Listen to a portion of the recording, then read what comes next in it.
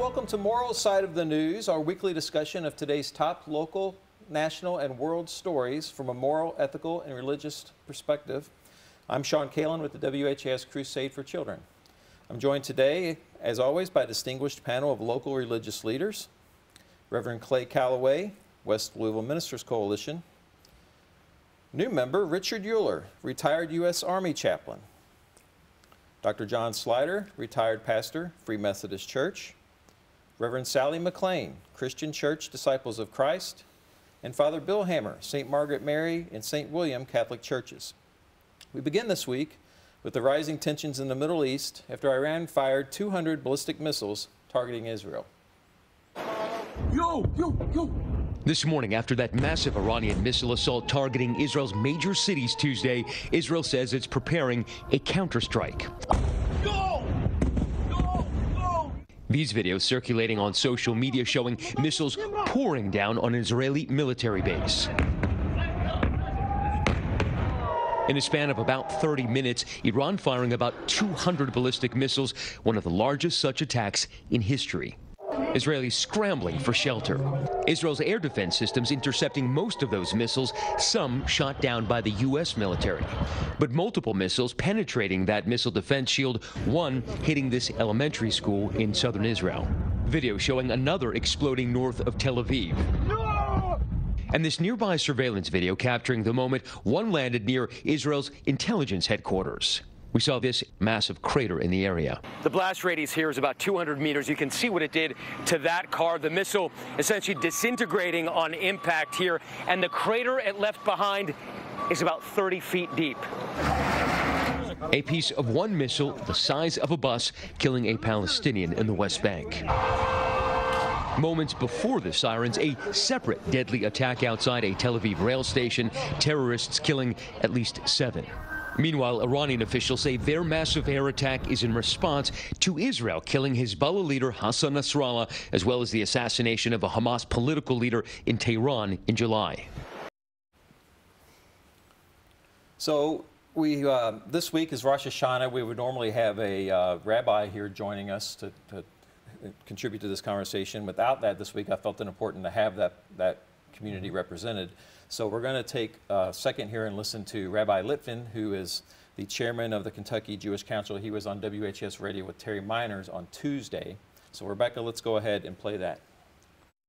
So number one, it's important to note that October 7th, a brutal Hamas attack where hundreds of women were raped, where children were murdered, where families were burnt alive, could not have happened without Iran's backing, without the weapons they sent, and without the funds they received, which they in turn received from the Western world, mainly from America. So October 7th, the glove was Hamas, but the attack was planned and thought of in Tehran, and it's been planned for years. Similarly, for the last 11 months, Hezbollah, located in Lebanon, have made the entire north of Israel unlivable. The communities that I went to college in Sfas, Israel, when I went back to visit a couple months ago, there were frequent rocket attacks. And again, every one of those rockets is paid for by Iran. So Iran has been bombing Israel without stop for the last 11 months. They've been just doing so through proxies. This is a long-awaited response to tens of thousands of Israelis, hundreds of thousands of Israelis not being able to live in their homes. I'm a rabbi. It says in Psalms, the guardian of Israel neither slumbers nor sleeps. 181 ballistic missiles were launched, and 0 Israelis are dead. 0. If that's not miraculous, I don't know what the word for that is. However, the idea that Iran can keep this up, they themselves have said if Israel doesn't react, we're not going to do anything. They're looking for an out here. So here's the thing. We embarrassed them in their own capital, the Western world, when they took out Hania, who was an enemy of the Western world. Over the last month, Hezbollah has been decimated, including killing the 2 people who were physically responsible for the Marine bombing in 1983, as well as Nasrallah, the leader of Hezbollah, who suffocated on toxic fumes underneath 80,000 pounds of explosives. And they had to make some sort of reaction to keep any kind of legitimacy in the region. But they already knew in April, when they fired 300 missiles and didn't succeed in killing a single Israeli, that they don't actually have the ability to threaten Israel. The only ability they have is to make life difficult for Israeli citizens. For too long, Israel has relied on the Iron Dome, and the Western world has pushed Israel to rely on the Iron Dome, and because they didn't succeed in killing anyone, that Israel should have to take a back seat. Now, we have a crime in America called attempted murder. Just because you don't succeed in killing someone, we don't go, oh, well, no harm, no foul, and move on with our day. And for too long, that's what the Western world has asked Israel to do. When they call this an escalation after 10 months, 11 months of Hezbollah bombs hitting north of Israel, this is not an escalation. This is a response, and a rather proportionate one. It's one that took out a remarkably low civilian-to-combatant ratio. It's important to recognize that all the enemies that America is facing off with on a global scale are backing Iran, and it's important for those who value freedom, for those who value rights for minorities, rights for religious minorities, rights for anyone, rights for women, etc., to back Israel at this time. I think actually what America is doing is great. Sit on the sidelines, let Israel handle this, stand up proudly and say we have Israel's back. We stand on the side of freedom. We stand on the side of democracy. We stand against the mullahs of Iran who consider Israel the small Satan. They consider America the great Satan. There's a misconception among some that the reason that the radical Islamists hate America is because of Israel. More accurately, the reason they hate Israel is because of America. Radical Islam's war against America goes back to Thomas Jefferson. It's why our Marines sing from the hills of Montezuma to the shores of Tripoli. Because when Jefferson was president, we went to war against Islamists who said we have the right to take American hostages because they are infidels against our faith. So we certainly appreciate WHS Radio and Terry Miner's and Rabbi Litvin's comments, and I turn it over to our panel now for a local discussion today. Certainly, it's a sad situation anytime war breaks out, but it's broken out. This is, in my view, a multi-generational conflict. It's not something that started necessarily October 7th. This campaign or this battle certainly started October 7th, 2023, when Israeli and American citizens were taken by Hamas and, to say it mildly, very badly mistreated, killed oftentimes. I would suggest that Israel has a moral responsibility, the government of Israel, to ensure the safety and well-being of its citizens. And they are going to have to respond in some way. And for it to be an effective response, they're going to have to go after the nuclear capability, future nuclear capability of Iran. I do think we as a country need to recognize our moral responsibility in both providing funding and, in a sense, a cover for Iran to improve or advance its nuclear capability. Bill? Well, from my point of view, it's important that we have had, as John mentioned, a long-standing feud. I'm not sure how the Hatfields and McCoys finally resolved itself in our own culture. How did they finally resolve that situation? Basically, I think they died off, but eventually they were able to sit down together and recognize each other as human beings. I do think we have a history, centuries old history of what was considered just war theory. And it is important to know that it's not something that is justified in taking the initiative, but it is a proportionate response, and that you have a right to defend oneself. Self-defense has always been recognized as a way to try to respond when violence is done to someone else or to defend someone who's innocent. But it also needs to be proportional. And that's the hard part, I think, in our modern times, is that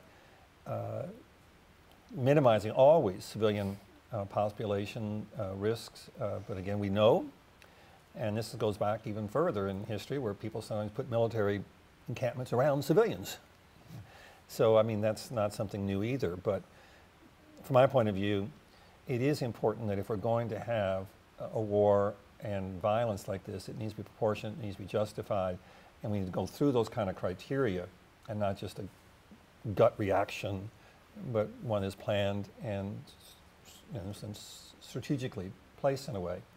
But the right to support defense, self-defense, and to support innocent people, that should be a high mark of any nation, and particularly our nation supporting others. Sally? As much as I try to learn about this, as confusing as it gets, because it's all intertwined and it goes back for generations. I've been saying to my son, who is military, I want you to draw me a map so I can have a visual of this is going on, what this is going on, and what's going on. And his answer is basically it's Iran, that Iran wants power, and that in any way that we can help support Israel, that's what we need to do. And anything else to say, I'm ready to listen. I want you all to have the solutions, okay? Well, you know, I just think it is long, as we all know. It's ages past. But there's a recent version to this feud. This Hatfield-McCoy feud is relatively recent compared to the grand scheme of things. Mm-hmm. You know, at one time, Iran, which was Persia, was regarded as a savior for Israel, biblical Israel. So to show you how things can change over time, you know, Cyrus, of course, was instrumental in them returning back to Jerusalem to rebuild the walls. So even Cyrus of ancient Persia was regarded as a savior. So now it's the great Satan. So time has a way of redefining lines, redefining what's moral, what's not moral, what's godly, what's not godly. And then when you have, you know, the generations of occupation by different entities, Europe being England being and Britain being in control of Jerusalem and the early periods of the 20th century, that added a whole nother mix to it after World War I. So that changed things, of course, and then you had the creation of Israel. This modern day Israel is not the Israel of the Bible, it's a modern day creation, and a man-made creation that was birthed from the UN. So you have this latest iteration of Israel that's a modern man-made version of Israel. So you have all of that in this great cauldron mixed around and stirred around, and you hear words like self-defense, you know, thrown around a lot. You know, this week we recently celebrated the 100th birthday of Jimmy Carter, who I regard as one of the most moral presidents we've ever had. And I've always regarded his regard for what's going on in the Middle East. He's written a couple of books on that subject, one of which is called Peace, Not Apartheid.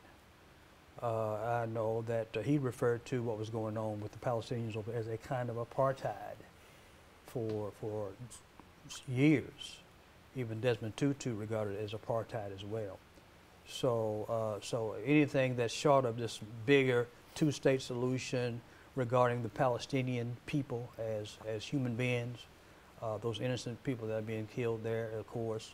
You hear a lot of voices around the world, even Jewish voices, but you very seldom hear a singular Palestinian voice to speak for them. I don't know who that entity would be. So anything short of balance, anything short of proportionality, anything short of that is going to be retaliation. The one with the biggest gun, the biggest bomb is going to win. We know that that Israel has nuclear capability. Palestine does not. You know, Iran may eventually. So you got a lot of disproportionality going on there, and a lot of innocent lives are being eliminated every day. So and so the 40,000 or so people that are dying those are permanent deaths that are in the ground on the Palestinian side, and then we have still the hostages, which is around about 2,000-3,000 or so. So it's the whole thing is out of proportion. There's no real moral due north to it all until there's a determination to focus on the higher good, and because clearly it's not going anywhere the way it's going. So that's the fact of the matter. So that goes into some of the things I was going to present. That's a good assessment there. because when I was doing some research on it, basically in the history of Israel, of course, we know that from the scriptures that they have succeeded in overwhelming odds. But when we look in terms of them being captive in the Assyrian and Babylonian empires, eventually got permission, as you mentioned, to go home by the Persians. But Iran was part of all of those empires. And then we fast forward in time, things seem to be cordial in recent times, like 20th century recent times. After the creation of Israel in 1948, Iran was the second Muslim country to recognize them, behind Turkey. So, and they had close ties with them during the reign of the Shah. That all changed in 1979. Shah was overthrown. Iran cut ties with Israel and took up the Palestinian cause, among other issues. There was small skirmishes here and there. And then the divide got wider and wider as the years passed. We can see that, throughout their history, they've either been dominated by someone, and just now, more recently, and I can maybe say in my lifetime, that they were able to establish a new Israel, but still are having difficulty holding on to it. And also we're approaching this somewhat as, two nations, but it's also in some ways two religions as well that are coming into play here. And not exclusively just two religions, but predominantly, I would say that too as well, which is another overlay on that and how one interprets one's sacred texts and how you enter into dialogue over that as well. Certainly, international treaties and international policies between two nations, but also how do two very distinct standing faiths also interact together in a peaceful or in an aggressive way. And that's, I think, it's another overlay to what's going on. Well, I would say, though, and not to disagree with you, but just to add a layer to it, that there are three religions involved, Yes. Islam, Judaism, and Christianity. Yes. Two of those religions don't call for the annihilation of the other. Now, I'm not saying all of Islam does, but certainly a large portion of a very active interpretation of Islam that has drawn many people to it in that faith calls for the annihilation of at least one, if not both, of those religions or nations that for them represent those religions. So before we try to equalize moral responsibilities, I want us to realize where the balance tips. We are hearing from the leadership of the Palestinians, Clay. They're the ones deciding to launch the rockets on October 7th. That was Hamas. Hamas were the originally elected leadership of the Palestinian state, man-made, if you will, and then they killed off their opponents. So they are the government of Palestine. And the word they are sending is they want Israel annihilated. Israel, the government of Israel, has, in my view, the moral responsibility, and we have, I would suggest, a moral responsibility to stand with Israel in support of their attempt to remain alive, to keep their people safe and secure. Well, you mentioned religion. I don't think it's a religious issue, because Israel is not a religious state. No, I agree. It's a religious issue on one side. So it's not. That was my Iran point. may be. Yes. But Israel is not. So it's just a state that is, I won't call it agnostic, but it is a non-religious state. It's a secular. It's a religious nation and a secular government. Right. So it's not a religious fight on its face. So we may try to import the Christian and religious, issues into it, but this is not a religious issue. Well, I would suggest it is on Iran's side. Well, yeah, but it's Israel is not, modern day Israel is not the Israel of the Bible. It's a man-made state that happens to use that name. I agree. Okay. It's not a religious issue for Israel. Let me finish. For Iran. And unlike the United States, they don't include God in any of their official government documents. So we may even claim in God we trust here on our money, but they don't there. So it's not so much a religious fight at issue. It's just a man-made power fight that has been escalating over the years. And as far as a moral obligation, back and forth, the only moral obligation that we should be looking at as Christians is Christ as the moral, compass about what is right and what is wrong. Doing unto others, you haven't done it yourself. Love your neighbor as yourself. Those are the ethics I think should be the moral guide in every discussion. Regardless of what is at issue, I think, like Jimmy Carter, he has always pointed to that high moral ground. Anything less than that is going to be a continuation of confusion you see that's going on right now. But you still have religion influencing politics in Israel as well. That there is a religious movement in there to impose Jewish Shabbat practices on everybody. There's a movement to do that. I mean, there's even a movement in our country to say that we're a Christian nation. But it's not the official. Correct. I didn't say it was, but I said, but there's a movement going on, and there is within people, just as there's a movement in our country to say this is a Christian nation. Well, there's a movement to do Christian nationalism. Right. Yes, I'm just saying, and so I think there is comparably a Jewish nationalism movement going on there that would totally eliminate people of other religions.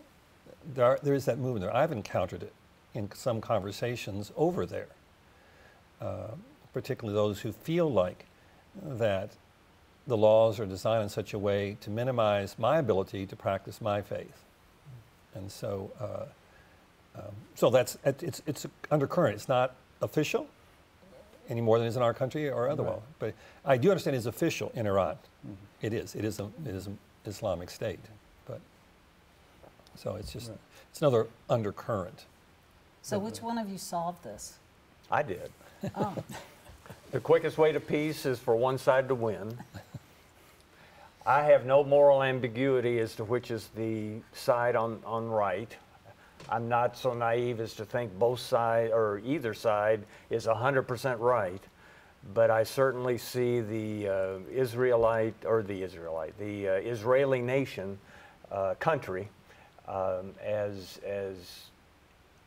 coming on the side of doing what it is supposed to do as a government. They did not initiate the attacks. They're defending themselves. Well, 40,000 people, children, dead. I'm sorry. 40,000 people, children, mostly children, women, children, dead. Well, when a government hides its... And each of those children are in the image of God, that God is not pleased with innocent children being killed. So you would just stand aside? No, I didn't say that. What's your result? I'm just saying it does not please God to see those innocent children being killed. I agree. Okay. What's your conclusion we should do? I conclude on that. Now, what so from we there do nothing? I didn't say that. So what do we do? I'm saying you recognize that innocent children are being killed, and they I should not be recognize killed. it. And that needs to stop. The best way to stop it is for Israel to win.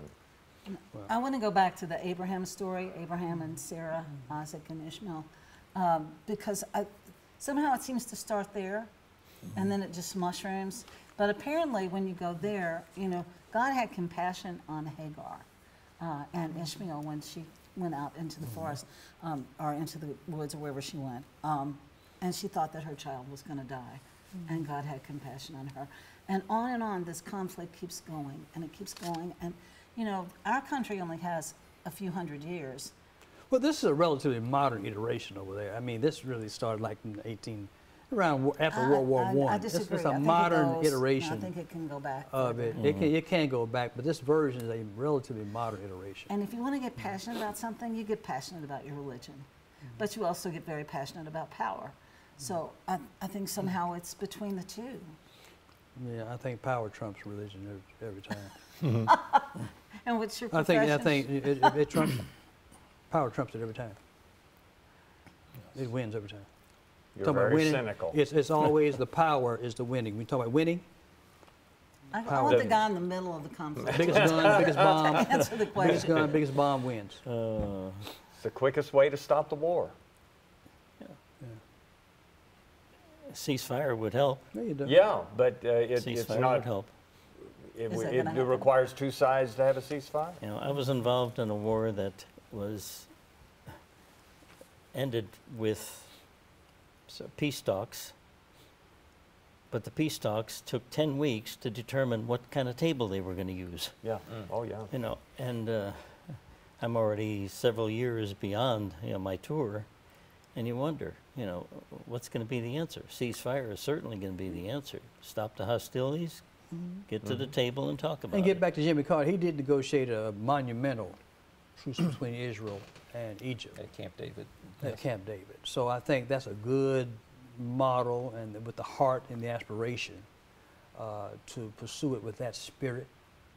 And again, I defer to his approach and his method. Yeah, that was an his agreement ideal. between Egypt and Israel, What was that model and that called? is held. Yes. What was that model called? Well, I mean, it's just general The compassion. Camp David Camp David Accords. Accord, yeah, Accord. Yeah. Camp David Accords, yeah. And Egypt has at least maintained a hands-off approach to Israel. Right. But he was able to get the two sides together in the same room. I mean, at Camp David, I mean, it wasn't in the Middle East that they got together. They got together on seemingly neutral territory that he was able to then facilitate that, yes. Maybe the term Middle East is a European term. Correct, yes. The people that live that don't refer to it as Middle East. What do you use? It was called Middle East because someone flying from Britain was on his way to Japan and stopped in the middle Yeah. and said, this is the middle place to the east. Like Midway, Kentucky. Like Midway, Kentucky. What term do you use? I'm just making an explanation. Okay. About that term. You don't come down too hard on any position, do you? I was just explaining that there's always an outside somebody that's importing their values and their definitions to the whole situation. We have about a minute left. Rarely does a show just consume one topic, but this one did, and it's a complex, you know, I don't know. Our prayers certainly go out to everyone absolutely. in the area and for a And the resolution is probably beyond our thoughts. It's certainly And this is a great debate. We're going to talk about the debate. We kind of consumed the show with some. Well, and that's certainly one of the great topics in the debate debate too. So, but thanks to our guest today, Reverend Clay Calloway, West Louisville Ministers Coalition, Richard Uhler, retired U.S. Army chaplain, Dr. John Slider, retired pastor of Free Methodist Church, Reverend Sally McClain, Christian Church Disciples of Christ, and Father Bill Hammer, St. Margaret Mary and St. William Catholic Churches. Thanks for a great discussion. Have a great week. We'll see you again next week.